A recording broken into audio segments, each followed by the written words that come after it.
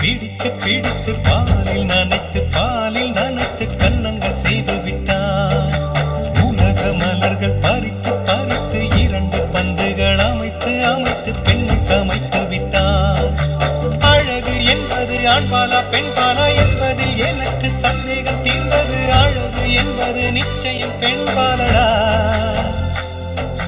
கவிதை என்பது மொழியின் வடிவம்.